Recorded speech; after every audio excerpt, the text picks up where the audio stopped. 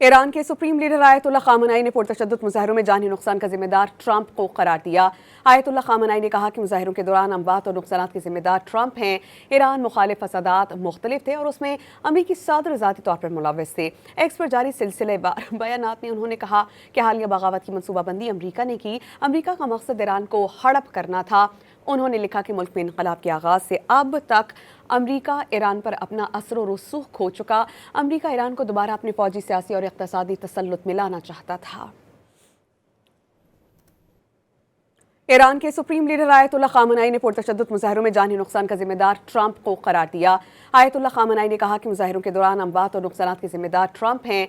Iran मुखालिफ फसादात मुख्तलिफ थे और उसमें अमरीकी सदर ज़ाती तौर पर मुलव्वस थे।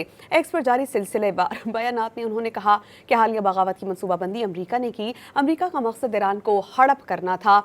उन्होंने लिखा कि मुल्क में इनकलाब के आगाज़ से अब तक अमरीका ईरान पर अपना असर और रसूख खो चुका। अमरीका ईरान को दोबारा अपने फौजी, सियासी और इक़्तिसादी तसल्लुत में लाना चाहता था।